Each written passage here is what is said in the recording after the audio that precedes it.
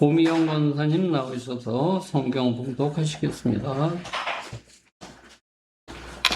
오늘 하나님의 말씀은 12장 46절에서 50절 말씀입니다. 봉독하겠습니다.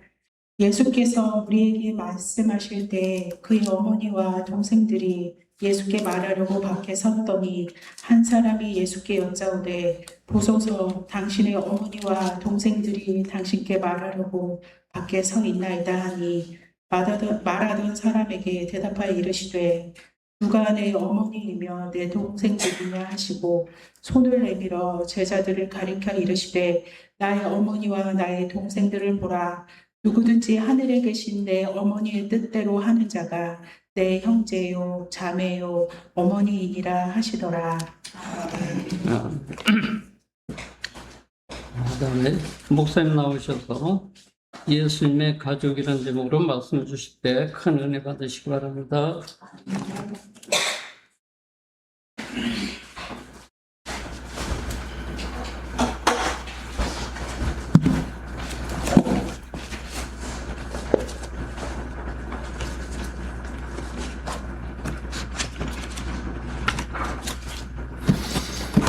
오늘 본문 읽으신 대로 들으신 대로 예수님을 찾아온 가족들이 많은 인파로 인해서 예수님께 접근이 어려우니까 제자가 이제 소식을 전해줍니다. 예수님 저기 밖에 어머니하고 동생들이 찾아왔습니다 라고 이야기를 했습니다. 그러면 반갑게 이제 맞아주든지 뭐 길 터달라고 하든지 할 텐데 엉뚱한 말씀을 하십니다.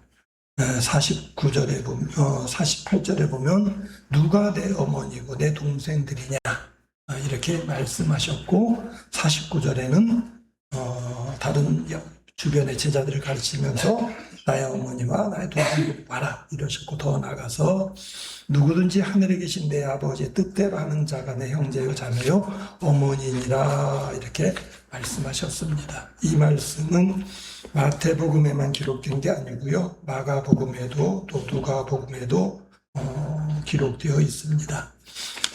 이 말씀을 어떻게 보면 이제 직설적으로 해석하는 자들이 주로 이단들입니다. 되게 젊은 청년들을 유혹해가지고 이단에 이제 끌고 가고 그 자녀들이 집에 돌아오지 않으면 이제 부모가 걱정돼서 찾아가서 이제 자녀들 만나게 해달라고 그러고 그러면은 보내주질 않습니다. 그리고 자녀들이 말하는 게 성경 말씀을 봐라. 육신의 가족이 가족이 아니고 이게 주님의 말씀을 따르는 자가 주님의 한 가족이다라고 예수님의 가족이다라고 이야기를 하면서 만나지도 못하게 합니다. 사실은 그렇다면 이 말씀이 예수님이 우리 육신의 가족 관계를 부인하는 그런 말씀인가? 자, 예수님이 가족이 없었습니까? 이게 천주교에서는 이 동정녀 마리아라고 그러는데요. 그러니까 예수님이 탄생할 때는 분명 성경에 기록한 대로 예수님의 모친 마리아가 동침하기 전이었고 그리고 어떤 면에서는 성령에 의해서 예수님을 잉태했고 낳았습니다. 근데 이제 보면 성경에 보면 그 이후에는 이제 요셉과 야곱에다가 이제 결혼을 하고 함께 살면서 많은 자녀들을 낳습니다. 성경 여러 곳에서 예수님의 동생에 대해서 이야기를 하는데요.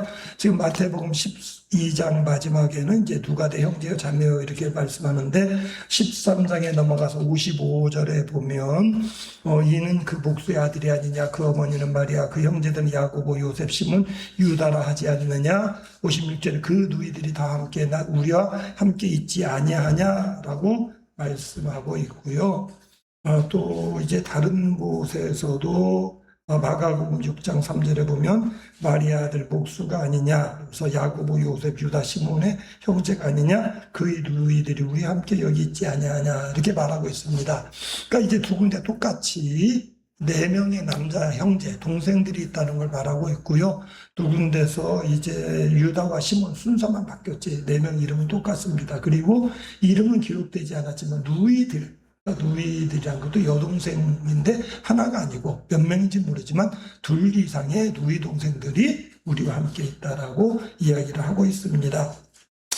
자, 가족들이 찾아온 이유가 뭐겠습니까? 예수님 어느 날 갑자기 30세 성경에 보면은 집을 떠났습니다. 그러니까 애들이 떠나면 가출이라고 그러는데 예수님이 이제 애들도 아니고 비행 청소년도 아니고 가출이라고 표현할 수도 없고 거꾸로 출가라고 하자니 불교에서 쓴 말 같아서 또 출가라고도 못하는데 어쨌든 예수님 어느 날 내 집에서 떠난 겁니다. 그러기 전까지 예수님 몫으로 일을 하셨어요.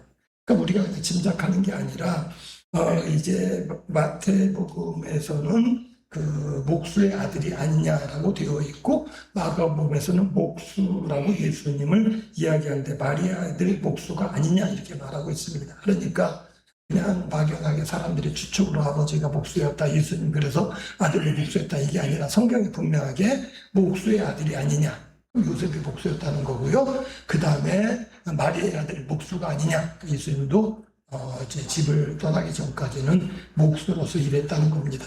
언제 아버지가 돌아가셨는지 모르지만 목수였던 아버지가 가장으로서 이제 가정의 어떤 면에서 경제적인 보통력이 되었다면 아버지가 떠난 다음에는 유대 사회는 여자가 할 일이 없습니다. 그래서 과부는 굉장히 불쌍한 존재, 또 가난한 존재로 표현되고 있는데 예수님이 장남이기 때문에 가장으로서의 어떤 역할을 하지 않았을까. 그래서 목수의 일을 했다라고 여겨지고 있는 가운데 이제 예수 떠난 겁니다. 그러니까 이제 나머지 남동생 넷이서 이제 집안일을 돌봤겠지요. 그럼 이제 형이 떠났는데 이제 소문이 들려옵니다. 자, 자녀들이 이제 타지로 가가지고 부모가 소식이 궁금한 가운데에 뭐 이렇게 늘 연락이 닿지 않지만 소문을 듣는 가운데 자녀가 잘 나가가지고 어떤 면에서 무슨 유명한 운동선수로 일한다 또는 연예인이 되었다 또는 뭐가 되었다 그러면은 얼마나 기쁜지 모릅니다. 그러니까 예수님의 소문이 들려오는데 예수님이 선지자로서 말씀을 선포하는 가운데 사람들의 평이 좋습니다. 그 말씀이 다른 율법 교사들과 같지 않냐고 다른 선지자들과 같지 않냐고 그 말씀에 능력이 있다는 겁니다. 자, 그런 소식들은 얼마나 기쁘겠습니까? 그것뿐만 아니라 예수님의 권능이 있어가지고 예수님 병자를 붙이고 앉은뱅이가 일어서게 하고 소경을 눈뜨게 하고 귀신을 쫓아낸다는 그 소문이 쫙 퍼져가지고 어디까지 들어가는 겁니까? 나다스에 달아들고 그 다음에 예수님 부모의 귀까지 들어가는 겁니다.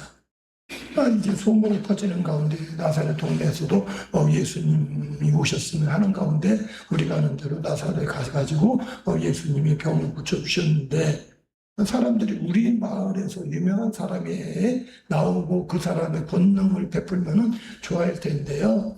사람들이 그런 심리가 있습니다. 세상 말로 우리 동네 그 조그마한 애 걔가 언제 저렇게 컸어? 쟤가 뭐야? 이러는 가운데에 능력으로 행하는 가운데에도 하나님의 능력으로 보지 않냐고 저거 우리가 볼 땐 평범한 애인 줄 알았는데 저런 능력이 어디서 나와? 귀신을 쫓아내는 거 보니까 귀신을 힘입어서 쫓아내는 게 아니야? 이런 말이 나오는 겁니다. 그러니까 예수님이 선지자가 고향에서 존경받는 일이 없다라고 말씀하시면서 떠나지요. 저주하는 말씀을 하니까는 이제 사람들이 막 예수님을 죽이려고 땅더비지 끝까지 밀고 갔는데 예수님이 유유히 빠져나가셨습니다. 그러는 가운데 계속 소문이 들려오는 가운데 그런 소문이 가족들 귀에 들리는 겁니다. 귀신의 힘을 쫓아가지고 귀신을 쫓아낸다더라. 그러면 부모 마음이 어떻겠습니까? 간혹이요, 누가 나쁜 짓을 하고 사람을 인질로 잡아가지고 계속 대치한다 그러면 누굴 데려옵니까? 부모를 데려와가지고 경찰이 설득하다 안 되면은 부모를 통해 설득하는 겁니다. 그러지 말고 그딴 선택도 하지 말고 사람에 끼치지 말고 네가 자수를 하면 정상 참작이 된다더라. 아마 이 부모 입장에서 아니죠. 어머니는 예수님의 나이 때 어떻게 나은지 아니까 사람들이 뭐라 해도 아마 믿었을 겁니다. 그런데 동생들이 이제 계속 그런 소문들을 걱정하는 겁니다. 엄마, 지금 사람들이 우리 형이 귀신 들려가지고 그런데 우리 형이 귀신 들렸대. 그런 말을 들으니까 이제 염려가 되니까 가족들이 함께 가는 겁니다. 왜요? 만나보려고. 그래서 이 세 권의 마태, 마가, 누가 이 세 권의 복음서가 다 예수님을 만나는 장면을 이야기하고 있는데요. 마가복음 3장에서는 밖에서 찾나이다. 그러니까 이 무리 때문에 예수님과 가까이 못 가니까는 우리 예수님 좀 만나게 해주세요라고 표현하고 있고 누가복음에서는 당신을 보려고 밖에 서 있나이다. 보러 왔다고 말하는데 가장 자세히 말한 것은 오늘 본문 말씀으로서 예수님 찾아온 이유가 뭡니까? 이제 예수님에게 말하려고 라고 되어 있습니다. 이제 예수님께서 이 사람들 이제 소문을 듣고 이제 46절에 말하려고 밖에 섰더니 그랬습니다. 단순히 우리가 만나기 어려운데 얼굴만 보고 가야지 이게 아니라 대화를 해보려고 그러는 겁니다. 대화를 해보면 귀신 들린 건지, 만일에 귀신 들렸다면 우리가 설득해가지고 데리고 가야지. 만일에 형이 말 안 들으면 내 동생이 양팔과 다리를 붙잡고라도 끌고라도 가야지 하는 그런 마음으로 온 겁니다. 자, 그렇다면 그런 뜻을 예수님이 알아서 다 부모님 만날 뜻이 없다라고 말씀한 겁니까? 아니에요. 그건 아니고요. 오히려 차제에 사람들이 예수님은 부모가 어머니가 왔고요 동생들이 왔습니다라고 이야기하는 가운데에 하나님 앞에 가족이라는 게 무엇인가를 분명히 말하려고 오늘 말씀을 드려주고 있는 겁니다. 그러나 분명한 것은 예수님은 육신의 가정을 예수님은 무시하지 아니하고 더 나아가서 육신의 가정에 대한 책임을 이야기하고 있습니다. 예수님이 직접 말씀하지 않았지만은요, 성경 전체가 주님의 뜻을 나타내고 있는데, 디모데는 디모데전서 5장 8절에 이렇게 말합니다. 누구든지 친족, 특히 자기 가족을 돌보지 아니하면 믿음을 배반한 자여 불신자보다 더 악하니라.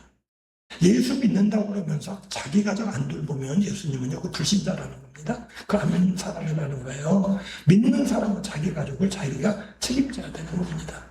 내 부모가 어떤 면에서는 내가 원하는 만큼 해주지 않았다고 해서 내가 버리는 게 아니고, 또 내 자녀가 내 마음에 들지 않는다고 해서 쫓아내는 게 아니고, 어떤 의미에서는 내 자녀를 책임지고 또 그 다음에 노년이 된다면 자녀가 부모를 책임지는 게 이게 기독교인의 당연한 자세입니다. 예수님이 십자가상에서 7마디의 말씀을 하시죠. 우리가 가상칠언이라고 합니다. 그 가운데 하나가 들어있는 게 뭡니까? 어머니에 대한 거예요. 예수님이 제자, 사랑하는 제자, 요한복음에 나오는데 사랑하는 제자라고 하는데 다 이게 요한으로 이게 알고 있고요. 엄밀히 말하면 이 요한이 예수님의 이종사촌 관계입니다. 그러니까 예수님의 어머니의 마리아의 동생이 요한의 어머니예요. 근데 요한한테 이제 예수님 십자가 달리시면서 어머니 보소서 당신의 아들입니다 하고 이야기를 합니다. 그리고 아들한테 그 요한한테는 내 어머니라 이랬어요. 그리고 요한복음에서는 그런 다음에 그날부터 요한이 예수님을 자기 집에 모셨다 이렇게 되어 있습니다. 한 가지 의문점, 오늘 본문에 보면은 마리아가 아들이 넷이나 있는데 왜 그랬을까? 짐작에 아마 내 아들이 예수님처럼 집을 떠나서 타지에서 직장 생활하지 않았을까? 타지에 가서 돈벌이하고 있지 않았을까라고 여겨집니다. 왜 바로 죽지는 않았거든요. 성경 가운데 이제 신약성 뒷부분에 보면 야고보서가 있고 유다서가 있습니다. 이 야고보서는 예수님 동생 가운데 첫째 동생. 이 야고보가 사도행전에 초대교회의 어떤 면에서는 베드로와 더불어 어떤 교회를 이끌어가는 가장 큰 지도자입니다. 그 유다는 예수님의 제자 가운데 가룟 유다는 이제 죽었고요. 그 말고 또 다른 유다가 있는데 그 유다가 아니라 성경학자들은 그 유다를 이제 예수님의 동생 유다로 보고 있는데 유다서 1절에 유다서가 한 절밖에 없는데 1장에 분명히 이렇게 1절에 분명히 이렇게 말합니다. 예수 그리스도의 종요 야고보의 형제인 유다는 이렇게 되어 있어요. 그러니까 예수님의 제자 야고보는 야고보 그다음에 요한 이렇게 연결되어지는데 야고보의 형제 유다라고 말하는 것은 동생인 야고보, 그 야고보의 형제, 그러니까 예수님의 형제 유다라는 그런 말씀입니다. 그러니까 예수님의 형제 이렇게 말하지 않는 것은 예수님 이미 주예요. 예수님의 종된 그리고 야고보의 형제인 유다를 위해서 유다서를 쓰고 있습니다. 그러니까 이 형제들이 어떤 면에서는 일찍부터 이제 예수님의 말씀 처음에는 사람들 소문 듣고 어땠는지 모르지만 예수님 믿고 따른 것으로 보여지고 초대교회 지도자들 가운데 우뚝 서게 되는 것으로 보여지는데 분명한 것은 예수님은 육신의 가족을 부인하지 않고 있다는 겁니다. 자, 오늘 그냥 예수님의 가족 이렇게 제목 붙였지만 엄밀히 말하면 가족관, 예수님의 가족에 대해서 어떻게 생각하는 거에 대해서 말씀하려는데, 주는 우리가 자기의 육신의 가족들을 귀하게 여기고 책임져야 할 것으로 말씀하고 있습니다. 그러기에 믿는 백성들은 자녀들 어떤 면에서는 책임지는 겁니다. 내 자녀가 뭐 세상적으로 기대에 못 미친다고 해서 미워하고 쫓아내고 또 뭐 비행을 저지른다서 자식도 하는, 이 사회가 지금 어려운 게 뭐냐면요, 비행 청소년들 가운데 문제도 있는데, 법이 한편으로는 어린애들을 벌 주지 않으려고, 촉법소년, 그러니까 애들을 벌 주고 무조건 가두고 그런다고 해서 이게 어떤 면에 해결되어지는 게 아니라, 그러면 일찍부터 우리가 단죄하고 이게 어떤 면에서는 구별하는 건데, 어떤 면에서는 계속 어리니까 기회를 주자는 겁니다. 그러다 보니까는 끝도 없이, 그러니까 우리가 뉴스에도 많이 보는데요, 남의 거 도적질하고 차로 훔쳐서 달아나고, 그래서 잡아가지고 보면은 이게 처벌할 수 없는 나이입니다. 그래서 꾸짖고 훈방을 하면 또 그래요. 왜요? 처벌 안 받는 줄 아니까. 이게 잘못되면 부모에게 책임을 물어야 돼요. 부모에게 책임을 물어서 물질적인 건 부모가 배상을 해야 되고, 부모가 책임을 져서 부모가 그 자녀를 책임지고 양육을 해야 되는데, 그런 생각을 안 갖는 겁니다. 마음대로 하세요. 배상하라고. 우리도 걔 버렸어요. 이러니까 아이는 어떤 면에서는 부모도 책임 안 지니까 여전히 비행 청소년이고요. 그런 아이들이 결코 잘 될 수가 없습니다. 왜? 부모로부터 버림받았고 계속 악행을 반복하는 가운데 그래도 처벌을 안 받는다 생각을 하고 처벌을 가볍게 여깁니다. 그러다가 그 나이에 넘어서면 처벌을 받아요. 그리고 소년원에 드나들고, 소년원에 드나들다 보면 그거 벌 받는 거 가볍게 합니다. 계속 반복되어지고, 어릴 때부터 부모가 책임지지 않으니까 잘못된 길로 가고 평생을 남에게 해를 끼치는, 그러다가는요 이 죄가 점점 커져요. 처음에는 도적질하던 애가 그 다음에 강도가 되고, 강도하던 애가 살인자가 되는 겁니다. 이게 뭐냐면 가정이 책임지지 않기 때문입니다. 부모가 자녀를 책임져야 해요. 이 사회 문제가 뭡니까? 노년의 부모를 자녀가 책임을 안 져요. 노년은 점점 많아지는데 자녀는 하나밖에 없습니다. 그러니까 어떻게 보면은, 그리고 옛날보다 은퇴는 빠른데 어떤 은퇴 후의 삶이 길어집니다. 자녀들이 지쳐요. 그러다 보니까 책임 안 지려고 합니다. 그런데 사회의 법과 제도가 물론 필요하기도 합니다만은, 분명한 것은 가족이라는 게 뭐냐? 내가 책임지고 담당하는 겁니다. 가족은 뭐냐? 부모만이 아니고 형제지요. 형제 가운데 어려운 게 장애를 가진 형제입니다. 대개 부모가 이제 장애를 가진 자녀를 키우다 보면 대개 엄마들의 소원이 뭐냐면은 내가 얘보다 하루라도 더 사는 거. 그런 말 들으면 가슴 아파요. 내가 살아있는 동안은 내가 케어를 할 수 있는데 내가 죽으면 얘를 누가 책임지느냐. 그러니까 미안한 말이지만 내 자녀가 어리지만 하루라도 먼저 죽어서 내가 얘를 책임진다면 죽었으면 좋겠다. 그런 말 들으면 가슴 아파요. 어떤 가정은 참 아름다운 가정인데 형제가 당연히 자기 일로 알아요. 부모한테 엄마 내가 책임질게. 엄마 내가 돌볼게. 정말 그런 가정을 보면 이 가정이 정말 아름답다라는 생각을 합니다. 하나님께서 우리에게 주신 가정을 위해서 우리가 기도하는 가운데 하나님 내가 자녀들을 책임질 수 있게 해주시고, 또 자녀들이 형제를 돌볼 수 있게 해주시고, 또 우리의 자녀들이 부모를 잘 돌볼 수 있게 해달라고 기도하는 것이 우리의 기도 제목 가운데 하나입니다. 가정은 주님께서 우리에게 주신 축복입니다. 그래서 예수님이 천국을 선포하셨는데요. 사실은 엄밀히 말하면 천국은 첫째가 개인입니다. 내가 마음의 평강을 이루고 기쁨을 생활하는 가운데 거기에 포함되는 게 가정입니다. 나 혼자는 뭐 천국 생활한다고 하지만 가정에 들어가면 지옥이 되면 온전한 천국이 아니에요. 내가 가정에 들어가면 평안함을 누리고, 가정에 들어가서 자녀들과 함께 기쁨을 누리고, 부부간에 함께 대화하는 가운데 평안함과 기쁨을 누릴 수 있는 것이 하나님의 천국입니다. 자, 그렇다면 예수님 오늘 하신 말씀의 의미는 뭐냐? 자, 그 다음 49절, 48절 말씀에 누가 내 어머니고 동생이냐 했는데 49절에 이렇게 말합니다. 손을 내밀어 제자들을 가르치시면서 내 어머니며 내 동생들이다라고 이야기를 하셨습니다. 이 말씀은요, 가정천국 다음에 오는 교회천국을 말합니다. 세상에서 소름받고 고통을 당하고 문제가 해결돼서 가슴 아파하는 자들이 주님 앞에 나오면은 평안함을 누리고 기쁨을 누리는 겁니다. 그것이 단지 주님 앞에 나와서 혼자 1대1 주님과 나와의 관계만을 바라보면서 기쁨과 평안함을 누리는 게 아닙니다. 성도들을 통해서 그러면서는 가족의 사랑을 깨닫는 겁니다. 이 기독교 전통이 뭐냐면요, 성도들 간에 남자들은 형제라 부르고 여자들은 자매라 부르는 겁니다. 그 밖에서 못 들었는데, 아, 형제님, 자매님. 요즘 이제 그 말이 좀 이제 줄어든 게, 어떤 면에서는 이제 오해할까봐. 그래서 이제 직분이 있으면은 존중하는 의미로 장로님, 목사님, 권사님, 집사님 하다 보니까 형제님 소리를 못 듣는데요. 지금도 젊은 청년들은 직분이 없잖아요. 그러니까 청년들이 많은 교회에서는 무슨 형제, 무슨 자매 이렇게 소개를 합니다. 그러면 무슨 성도님 이러지 않고 무슨 형제님, 무슨 자매님 이럽니다. 그러니까 형제 자매가 어떤 호칭입니까? 가족에서 남자를 부르는 호칭이고 여자를 부르는 호칭이 형제 자매입니다. 이 말씀 뭐냐면 우리는 그리스도 안에서 한 형제 자매라는 겁니다. 말씀 준비하는데 220장 찬송 생각나더라고요. 사랑하는 주님 앞에 형제자매 한 자리에. 물론 그 말씀이 주님의 은혜 가운데에 가족들이 한 자리에 둘러앉는다는 의미도 되지만 이 말씀 준비하다 보니까 교회 안에서 부른 찬송은 이게 형제자매가 우리 믿음의 형제들 자매들을 말하는구나는 그런 생각이 들었습니다.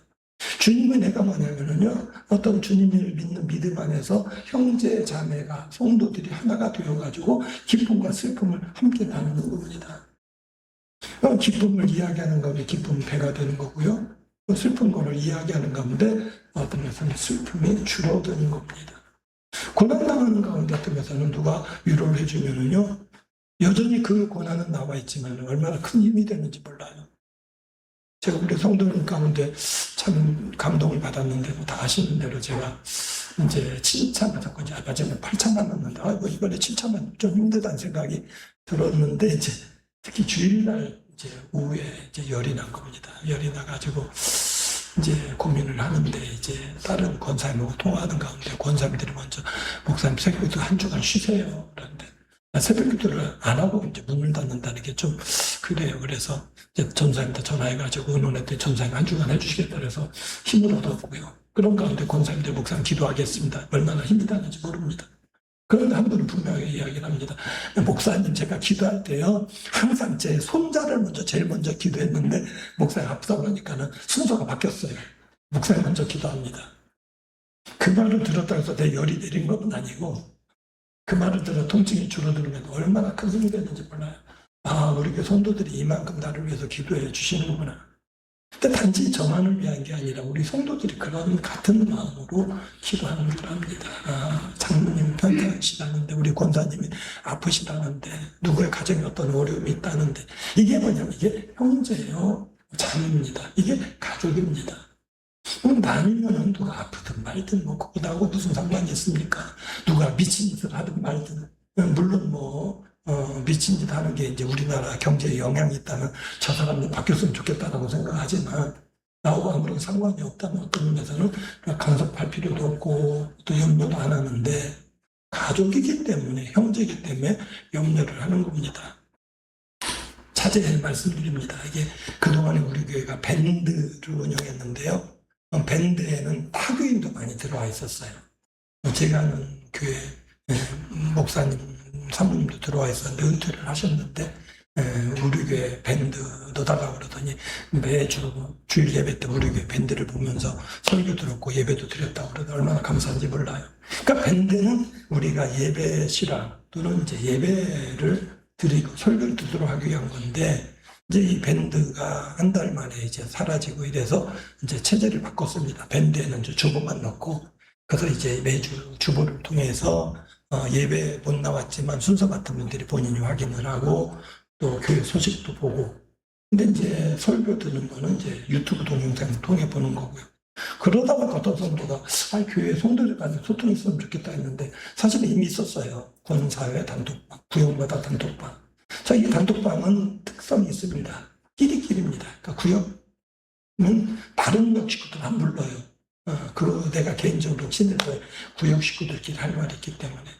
권사의 단톡방은 권사들끼리 할 말이 있는 겁니다. 목사님 흉을 보든 목사님이 기도하자고 그러든 권사님들끼리 통하는 겁니다. 그래서 저도 권사에서 무슨 말 나누나 궁금하긴 하지만 저 껴달라고 안 했습니다. 껴줬어도 제가 탈퇴했을 겁니다. 그러다가 어떤 때는 이제 목사님이나 교육자들이죠. 목사님이나 사모님이나 전도사님은 여기도 못 끼고 저기도 못 끼고 좀 어떤 면에서 외롭다 생각할지 모르지만요. 반대로 생각하면 교육자들은요. 어느 한 팀에만 들어가는 게 아니고 구역 전체를 관심을 가지고 권사님들뿐만 아니라 성도들 전체를 가지고 관심 가지고 봐야 됩니다.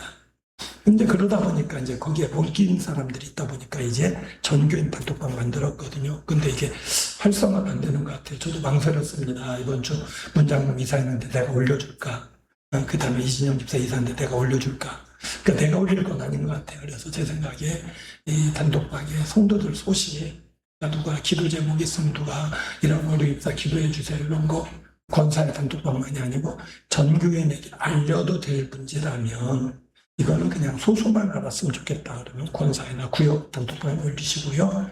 우리 교인들 전체가 알았으면 좋겠다 하면은 전체 단톡방에 올리는 게 좋을 것 같아요. 그래서 정말로 이 단톡방 보면서 단톡방 초대를 해놨는데 2주 지나도 아무것도 없네. 이거 뭐야 이게 아니라 정말 우리 성도들이 가족처럼 서로 좋은 것도 나누고 어떤 기도의 제목도 나누는 그런 단톡방이 되어서 내가 이 송정교회 구성원이라는 그런 마음이 들 수 있게 하지 않을까. 그렇게 본다면 밴드처럼 그냥 타교인도 부를 게 아니고요. 밴드와는 달리 우리 성도들만 부르는 게 옳다고 여겨집니다.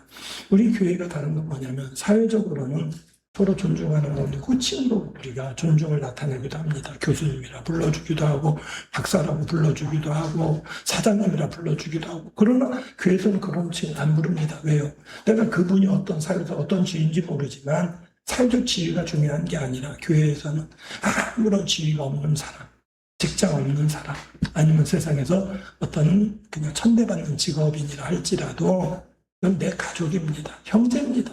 그러니까 누구를 존중한다는 의미로 부르는 호칭이 반대로 다른 사람이 소외되는 그런 것이 아니라 직분은 교회에서 다 인정하는 거니까 직분으로 부를 수 있지만 그렇지 않으면 한 형제요 자매라는 것을 인식하는 가운데 사회에서는 어떤 면에서는 따돌림을 당하든지 무시를 받든지 천대를 받든지 그러나 교회에 오면 모든 성도들이 나를 가족으로 대해주는구나. 모든 성도들이 나를 똑같은 형제 자매로 대해주는구나 라는 걸 깨닫게 될 때에 위로를 받을 수가 있고 단순히 그냥 호칭만이 아니라 내 삶의 문제를 알고 내 질병을 알고 격려해주고 위로해주고 내가 힘든 부분을 알고 위로해주고 격려해주고 내 기도의 제목하는 가운데 내가 권사님 위해서 기도하고 있습니다. 내가 칠사님 위해서 기도합니다는 말을 들을 때에 우리는 한 가족으로서의 하나님의 은혜를 깨달을 수가 있습니다. 예수님이 누가 내 형제여 가족이냐라고 물으면서 여기 있는 제자들이 내 형제의 가족이라는 말씀의 의미가 거기에 있습니다. 육신의 형제도 물론 부인하는 게 아니라 내 형제지만 믿음 안에서 한 형제와 자매가 되어야 할 것으로 말씀하고 있습니다. 그러다 보니까 사실은요, 제 육신의 형제는 물론 제 질병 또는 어느 정도 단계인 줄 알지만 자세히 모릅니다. 왜요? 맨날 내가 어디 아프니까 기도해줘 이렇게 안 하잖아요. 근데 우리 성도들은 매일 보니까 주일날 보면 성도들이 목사님 얼굴이 더 까매졌어요. 또는 뭐 어두워 보여요. 부었어요. 이러다 보니까 이제 제 형편을 이야기하고 그러다 보니까 함께 기도해주고 그러다 보니까 우리 성도님들도 저한테 기도의 제목을 이야기해주고 이게 주님이 원하시는 아름다운 천국이라는 걸 말씀해주고 있는 바 성도들 간의 아름다운 교우 더 나아가서 가족으로서 함께 기도하며 격려하며 위로해줄 수 있는 우리 교회 모든 성도들이 되시기를 주 이름으로 부탁을 드립니다. 오늘 본문의 가장 중요한 핵심은 50절에 있습니다. 자, 이 제자들을 가리키면서 내 어머니 동생들이라고 하시는 가운데에 한마디 더 하십니다. 누구든지 하늘에 계신 내 아버지의 뜻대로 하는 자가 내 형제요 자매요 어머니이니라. 엄밀히 말하면 물론 이 안에서 함께 눈에 보이는 제자들이 다 형제 자매라 할 수 있지만 예수님 거기서 한 걸음 더 나아가서 아버지 뜻대로 행하는 자가 어떤 면에서는 주님의 자녀이고 예수님 형제 자매라고 말씀하고 있습니다. 이는 정말 자매라면 형제라면 어떤 한 가족이라면 부모의 뜻을 버리지 않는 겁니다. 자녀들이 집을 나가는 게 뭡니까? 어떤 면에서는요, 부모의 뜻과 다르게 행동하는 겁니다. 자꾸 못된 짓을 합니다. 부모가 책망을 하고 어떤 타일르고 때로는 엄하게 꾸짖어도 듣지를 않아요. 그리고 들어오질 않습니다. 그리고는 들어오질 않고 더 나아가서 어긋난 행동을 합니다.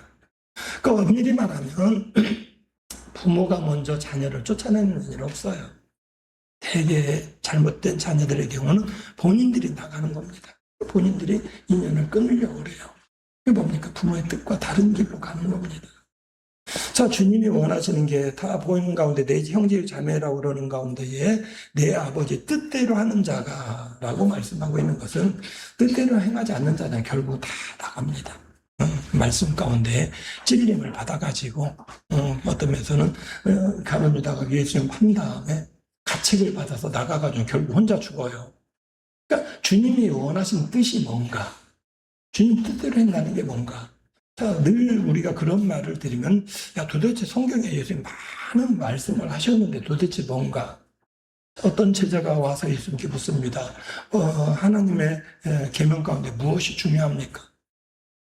계명들 행하라고 말씀하십니다. 그런 가운데 한마디로 요약하죠. 뭡니까? 하나님 사랑과 이웃 사랑입니다. 하늘에 계신 내 아버지를 사랑하고 내 형제를 내 몸과 같이, 이웃을 내 몸과 같이 사랑하라. 그럼 어떻게 사랑하는 겁니까? 마태복음 5, 6, 7장에 산상수훈이라고 그랬습니다. 산에 올라가서 가르쳐준 교훈인데 이 교훈은 한마디로 말하면 이거를 행해야 구원받는다가 아니라 하나님의 것을 어떻게 살아야 된다를 이야기하는 겁니다. 그럼 이것도 세 장에 걸쳐서 길게 이야기하거든요. 근데 그걸 하나로 줄인 게 7장 12절입니다. 우리 황금률이라고 그럽니다. 무엇이든지 남에게 대접을 받고자 하는 대로 남을 대접해라. 내가 남에게 받고자 하는 거를 내가 행하라는 겁니다. 그 다음 뭐라고 하냐면 이것이 곧 율법이요 선지자니라. 율법이요 선지라는 말은 뭐냐면요. 예전엔 저도 못 깨달았는데 신학하면서 이제 깨달은 게 뭐냐면 예수님의 말씀을 세 가지로 구분해요. 율법, 그 다음에 선지서, 그 다음에 다윗의 글은 시편이고요. 율법은 뭐냐면 율법서입니다. 모세오경. 그리고 구약의 성경 모든 것들 우리가 말하는 역사서들이 그 다음에 예언서들이 다 선지자입니다. 즉 이것이 다 율법이요 선지자라 이거는 이게 다 하나님의 말씀이라는 겁니다. 하나님의 말씀을 요약한 딱 한 군데가 뭐냐면은 마태복음 7장 12절에 이것이 곧 율법이요 선지자니라. 그게 뭐예요? 대접받고자 하는 대로 대접하라는 겁니다. 내가 원하는 게 있어요. 그럼 나는 그렇게 행해야 돼요. 나는 안 하면서 남에게 원할 게 아니고 나는 안 하면서 자녀에게 시키는 게 아니고 내가 그렇게 행하는 가운데 자녀에게 그렇게 시키는 거고 내가 행하는 가운데 원하는 겁니다. 남에게 대접받고자 하는 게 뭡니까? 물질적인 대접도 있겠지만은요, 무엇보다도 우리 뭡니까? 인정받기를 원해요. 다른 사람에게 행하는 가운데에 내가 어떤 면에서는 존중받기를 원하고, 내가 행한 것들이 어떤 면에서는 선한 것으로 인정받기를 원하는 겁니다. 나도 마찬가지로 그 사람을 인정해줘야 돼요. 다른 사람이 행동하는 가운데 어떤 면에서는 내가 선입견 가지고, 아이고, 저 사람 행하는 게 남들한테 잘 보이려고 그래. 저 사람이 가질 때 행동을 하고 해서 이렇게 볼 게 아니라 일단은 선하게 보는 겁니다. 그러다 보니까 사실은 예수 믿는 사람들 제일로 잘 속아요. 뭐 보이스피싱한테 속지는 말아야겠지만 때로는 알고 속는 경우가 있습니다. 누군가가 앞에 와가지고 아이고 차비가 떨어져서 그러는데 차비 좀 주세요. 뻔히 보니까 그냥 국어를 차비 없다는 핑계를 대는 겁니다. 정말로 속기 싫다면은요 다른 방법 쓰시면 돼요. 전에 제가 서울에 광성교회라고 교회가 대방동에 있었어요. 근데 그 목사님이 제 부목사였어요. 참 지혜로웠어요. 하시는 말씀이 누군가가 와가지고 이야기를 합니다. 제가 집이 경상도 어딘데 서울에 가지고 직장을 잡으려다 붙잡아가지고 고향으로 가려는데 차비가 떨어졌습니다. 그 목사님 말씀이 그러면 지체 없이요 봉고차 시동 걸고 타시라고 터미널까지 태워주고 차표 끊어주겠다고 그래가지고 터미널 가려면 벌써 도망간대.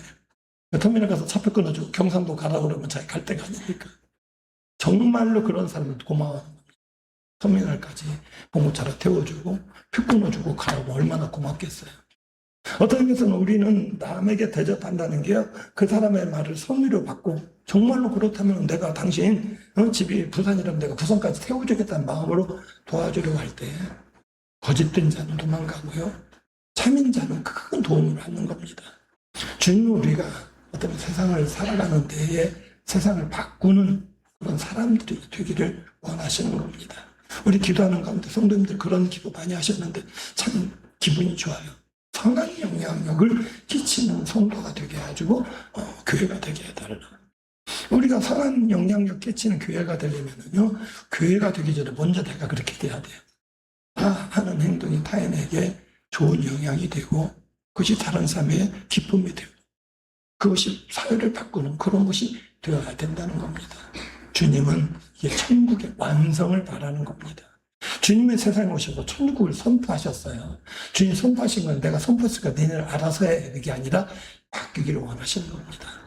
개인이 천국이 되어서 가정이 천국이 되고 이 성도들이 모여서 교회가 천국이 되고 세상에 슬픔 당한 자, 탄식하는 자, 낙심하는 자, 슬픔 당한 자가 함께 모여서 예배하는 가운데 서로 격려하는 가운데 위로받고 힘을 얻고 그런 사람들이 나아가서 하나님 뜻대로 행하는 가운데 사회가 천국으로 바뀌기를 원하고 선한 영향을 끼치는 가운데에 천국이 넓혀지기를 원하시는 겁니다. 주님은 우리가 어떤 가족관을 가져야 되는가. 첫째는 내 가정을 귀하게 여기라는 말씀이고요. 두 번째는 교회의 성도들을 가족으로 여기라는 거고요.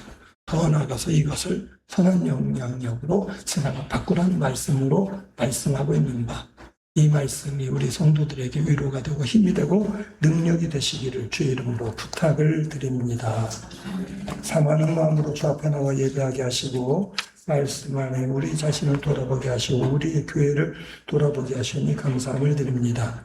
우리 교회가 성도 간의 아름다운 교제를 통해 주님전에 나오신 자들마다 가정의 사랑을 깨닫게 하시고 낙심한 자 위로받게 하시고 힘을 잃었던 자들이 힘을 얻는 교회가 되게 하시며 우리 성도들이 힘을 얻어 세상에 나아가는 가운데 세상에 선한 영향력을 끼치는 자들이 되게 하여 주시옵소서. 예수님의 이름으로 기도드렸나이다. 아멘.